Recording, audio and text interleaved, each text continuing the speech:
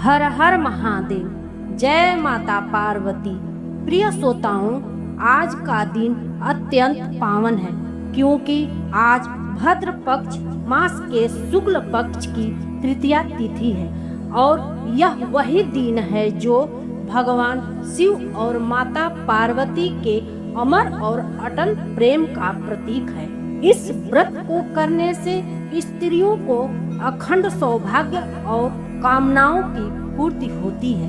विवाहित महिलाएं अपने पति की दीर्घायु के लिए व्रत करती हैं, तो कुंवारी कन्याएं मन चाहे वर की प्राप्ति के लिए और आज हम आपको सुनाने जा रहे हैं हरतालिका तीज की व्रत कथा, जो स्वयं भगवान शिव और माता पार्वती के दिव्य जीवन से जुड़ी हुई है।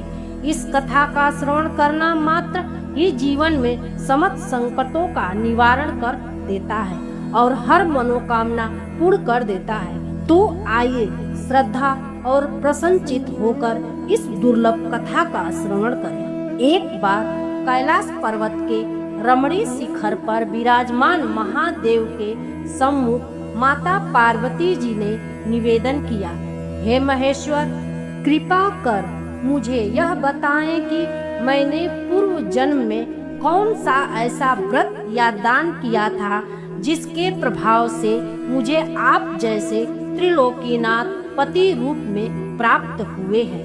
शिव जी ने प्रेम पूर्वक कहा, हे देवी, तुम अर्धांगिनी हो।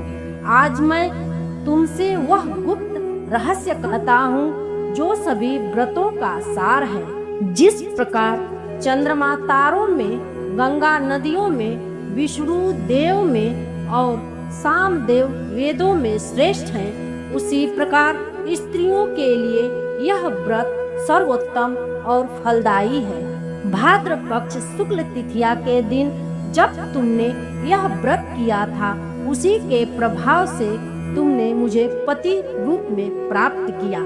अब मैं तुम्हें वही दिव्य प्रसंग का वर्णन सुनाता हूँ। हिमालय पर्वत की पुत्री पार्वती बचपन से ही भगवान शिव को अपना पति बनाकर तपस्या में लीन हो गई थी।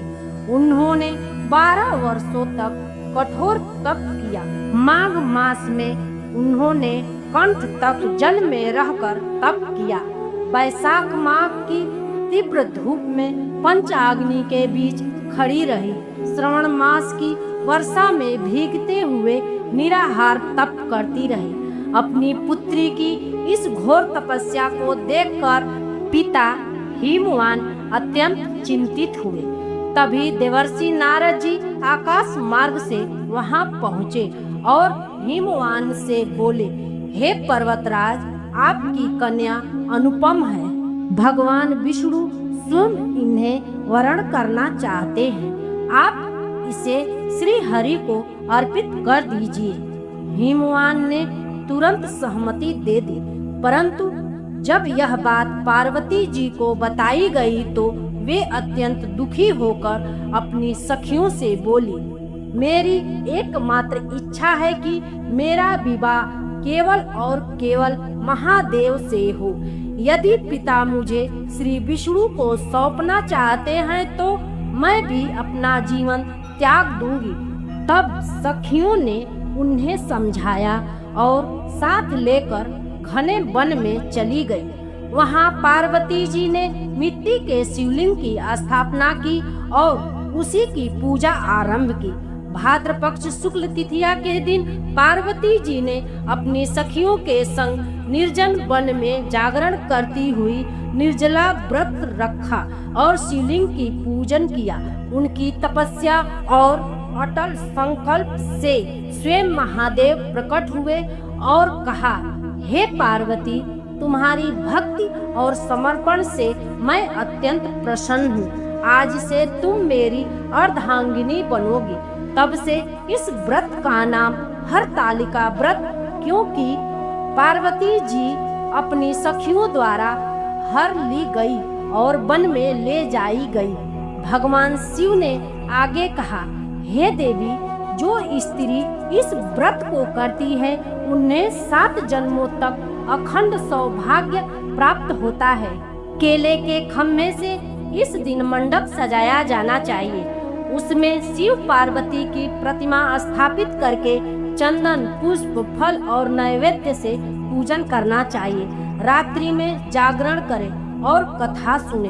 दूसरे दिन ब्राह्मणों को वस्त्र, फल, आभूषण आदि दक्षिणा अर्पित करें। जो नारी इस व्रत को श्रद्धा पूर्वक करती है वह सदा सुख, समृद्धि, सौभाग्य और अंत में मोक्ष को प्राप्त करती है। एक बार एक गांव में शिव भक्त ब्राह्मण रहते थे।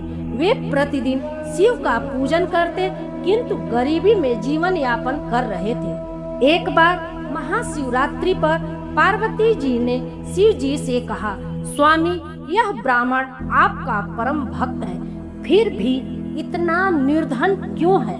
तब शिव जी ने उत्तर दिया, हे देवी, इसके द्वारा चढ़ाए गए वह बेलपत्र ही इसे धनपति बनाएंगे।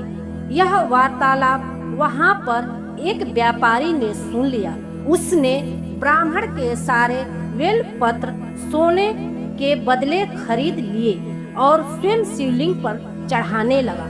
परंतु लोभवश उसने आधी रात को शिवलिंग को झकझोरा, तभी उसके हाथ शिवलिंग से चिपक गए। तब शिव जी ने कहा, हे लोभी, जब तक तू ब्राह्मण को 1000 स्वर्ण मुद्राएं नहीं देगा, तेरा हाथ मुक्त नहीं होगा।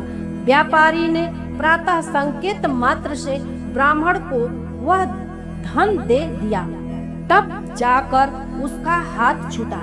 इस प्रकार ब्राह्मण को शिव जी ने बिना मांगे ही धन और समृद्धि प्रदान की। विवाह से पूर्व महादेव ने देवी पार्वती जी की परीक्षा ली। उन्होंने सप्त ऋषियों से कहलवाया कि शिव जी के अनेकों अवगुण हैं, किंतु पार्वती जी अटल रही। तभी शिव जी ने स्वयं मगरमच्छ और बालक का रूप धरकर पार्वती जी की करुणा को परखा। तब पार्वती जी ने अपने तप का फल उस बालक को बचाने के लिए दान में दिया।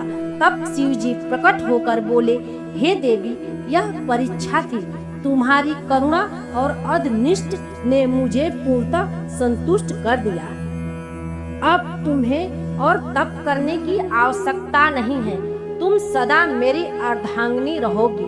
प्रिय माताओं, बहनों, इस प्रकार हरतालिका तीज व्रत की कथा का श्रवण करने से स्त्रियों को अखंड सौभाग्य, समृद्धि, मनचाहा वर और समस्त पापों से मुक्ति मिलती है। यह व्रत करोड़ों यज्ञों का फल देने वाला है। आज हम सभी माता पार्वती के त्याग और तप और अटल संकल्प से प्रेरणा लें और भगवान शिव और देवी पार्वती से प्रार्थना करें कि हमारे जीवन में सुख समृद्धि बनी रहे, वैवाहिक जीवन में प्रेम और स्थिरता बनी रहे और हर संकट दूर हो।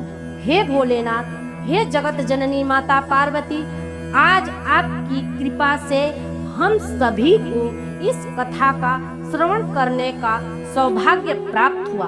आप इस पावन कथा का श्रवण और वाचन करते समय यदि मन, वचन या कर्म से इसमें कोई भूल न हो, तो कोई शब्द गलत न निकला हो या भावना में कोई कमी न रह गई हो, तो करुणामय होकर उसे क्षमा करें। हे भोलेनाथ, आप तो भूल करने वालों को भी गले लगाने वाले आशुतोष कहलाते हैं। श्रोताओं, आज की यह कथा आपको कैसी लगी? कृपया कमेंट बॉक्स में हर हर महादेव माता पार्वती अवश्य लिखें। हमारे चैनल धार्मिक दर्शन तो को सब्सक्राइब करें, लाइक करें और शेयर करें। हे माता पार्वती, आप तो करुणा और ममता की मूर्ति हैं। आप दोनों की कृपा से ही कथा का श्रवण समाप्त हुआ। हमारी हर त्रुटि को क्षमा करके हमें श्रद्धा, भाव, भक्ति, सत्कर्म की राह पर बनाए रखे। सभी प्रेम से बोलिए, जगत माता पार्वती मैया की जय, नीलकंठ महादेव की जय।